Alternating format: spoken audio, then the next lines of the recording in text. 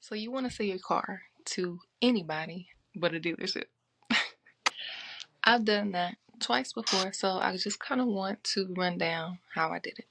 So we'll start by why. Why would I want to sell my car outside of trying to sell it to a dealership? Well, that's because if I sell it to a dealership, they're gonna have to pay close to what it's worth, and when they sell it, they're gonna have to sell it for that and make money. So when they purchase it from you, they're going to pay you less than it's worth so that they can make money. Basically, when it's all said and done, it that's the overall process in general. So if you bought your car or if you sold your car to a person, that person is just looking for a vehicle. They want that specific make, model, and they may be looking to not pay that overhead while they're purchasing. So the process is a little bit different. You don't have somebody guiding you with direction and telling you what to do at the dealership. So let me just kind of get into how I did it. So I've done it twice. One time the vehicle was in perfect working condition, and the second time I had an Altima and it was having car issues. I think the repairs were going to be $900, and that car had been paid off for a while. So I was like, sell and get a new one. So that's what I did with that vehicle. So in that case, I just figured out what the value of the vehicle was. You can do that with a couple different vendors. I use Kelley Blue Book. NADA is another source. So you would basically register. I think you have to register with the username and password, but if not, you can just put the VIN number and the mileage. So the VIN number is like the car social security number, basically. And once you know that and how many miles is on the vehicle, and like if there's a package, like a luxury package, a LT limited edition, Eddie Bauer, if there's extra, if it's not like the base model, it gives it more value. So you want to check those things when you're inputting that information to that source. So at that point, they'll give you valuations. It'll be like trade-in value, and then it'll say clean retail. It might say average retail, below average retail, and it'll list out those prices. And then you can gauge, and I believe it has like an index where you hit a question mark, and it'll give you an idea. It'll say like, this is what you want to choose if you got a bunch of, I don't know, minor scratches around the vehicle. This is what you want to choose if it's in perfect condition. Excuse me. So you want to know, that's one of the first things you want to know. You want to know how much the vehicle is worth. If you're buying a vehicle, whether you're purchasing a vehicle, you want to know the fair price. So once you know how much it's worth from one of those places, then you're able to set a fair price, and your buyer is more than likely going to do their research to see what the fair price is. So we'll come back to that, I guess, later when we negotiate, when we get to that step, that phase. But you want to make sure that the vehicle is clean, detailed, and then you can get good pictures. I actually posted my vehicle on Facebook Marketplace. So I gave a good description, let them know the exact mileage. In the pictures, you want to make sure that the mileage is there, the current mileage. Get a couple pictures of the inside, a couple pictures of the outside, the tires. You might want to lift the hood, show them the trunk. Once you do that, in the description, you can mention imperfections. I always do. Now, you don't have to go into every small minor detail, but you want to list, hey, there's a quarter size scratch on the hood or something of that nature. As a bonus, if you wanted to, it's optional. I'm pretty sure I did. And at the time that I sold my vehicle, I believe a Carfax report was $14. So I went ahead and paid that fee, and I just gave out copies when somebody came to look at the vehicle. So they had the Carfax. So they didn't have to pay for it, or if they didn't know that that was an option, now I've built trust with them. So they understand now I've got an NADA value and I have this. So I don't necessarily give them the NADA value unless we get to the point where they're negotiating with me. They don't want to pay full price. I have that in hand. But once you start dealing with inquiries and people start reaching out to you, well, I guess I better back up a little bit. So you can also put park the car somewhere busy, you do need permission. I at the time worked at a credit union with in and out, so I parked there. And I believe it took me 2 weeks to sell the vehicle, and it was the second person who came and looked at it. And everything went just fine. I will say this. Depending on if you owe a balance on the vehicle or not, there's a little bit different process.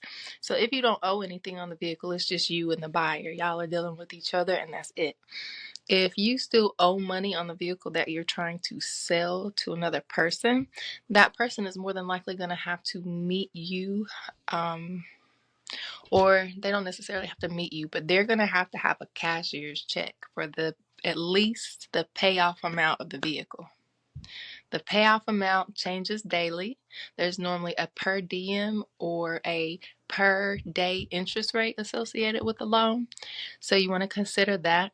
And if you have negotiated a price with a buyer that is more than your payoff, and that person is there with you at your financial institution, they should discreetly take the check, pay off the vehicle, and put the rest in your account. So, just to mention that, because that can get awkward. But anyway, when you're making your listing and your description, you want to, for safety measures, you want to use a Google Voice number or maybe Messenger for audio. So you don't necessarily want to post your private telephone number on Facebook. Trust me. You want to make sure that wherever you meet, it is a public place. It is well lit. It's daytime. The sun is shining. Bring somebody with you if you can. Like, just why not? So when it comes to negotiating, you know your numbers and you know your payoff, and if you're trying to make a little bit of money, you know where you have wiggle room. With the NADA's valuation that you have, you know what the clean retail is, and that's the fair price, or whatever, if it's clean retail or if it's average, whatever, you know what that paper say. So, do the right thing. I'm not saying don't make no money. When I sold the car that worked, I made $2,000. I'm not saying play nobody. Y'all don't act like that. So I guess the last topic I want to go over in this whole process would be like the documentation and the paperwork needed. So again, it's going to be different depending on if you owe on the vehicle and what state you are in. But in general, you're going to need to transfer the title from your name to their name, or they're going to need to transfer the title. So they need it, and you need to sign it over to them. And you don't sign the back of that title or whatever. You don't sign nothing until you know it's a done deal and you are paid in full. Or you at the bank or the credit union in the deal. Yeah, just money, cash in hand. You know what I mean. So you're going to have to transfer the title. So the title is involved. A lot of the times it's an e-title, and there might not necessarily be a signature during the transfer, but that is paperwork that's involved.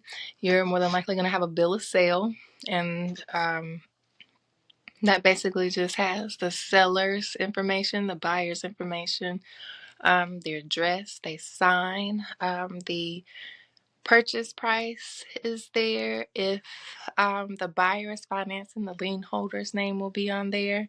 The lien holder is who they're financing with. And that goes to the DMV. You'll need that to get the vehicle registered if you live in a state that requires registration. And you're also going to need to cancel insurance on that vehicle. So once you have paid that loan off, you don't have the tag, you can go ahead and cancel the insurance. Now, if you do cancel the insurance, make sure, because you might be required to turn that tag in. And if you don't turn that tag in, they can fee you, and they will fee you. So, I'm trying to think if there's anything that I left out. I had to have some notes because I'd have been all over the place without those. But I guess other time that I sold a vehicle, it was on Facebook Marketplace, and the guy actually drove down from like 3 states away. It was an Altima. The issue, the labor was like the most of the cost, and he was a mechanic, so it's a good deal for him. So he knew the value. I knew the fair value minus the cost of the average cost of repairs, and that's what I priced it at, and I let it go. So, that second vehicle, the reason that I was able to make $2,000 is because when I initially bought it, it was $3,000 under Kelley Blue Book or NADA, whichever one I used at the time.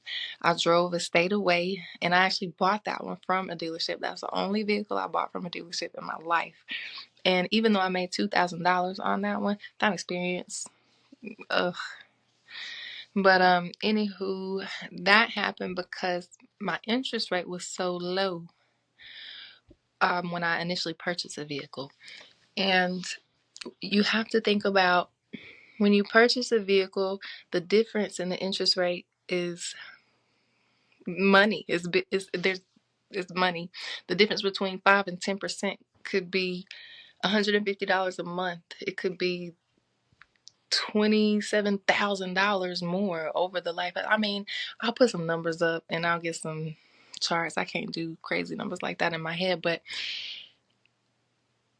the savings that you have when your credit is good and you can get lower interest rates, it just blows my mind. You could be paying $1,200 and somebody with good credit could be paying $800 for the same exact vehicle purchased the same day at the same price.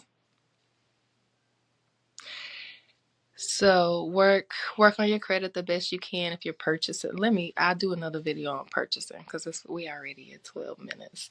But yeah, if you have any questions, any specific questions, let me know in the comments. That's all I got for you for now. So let's see you next video.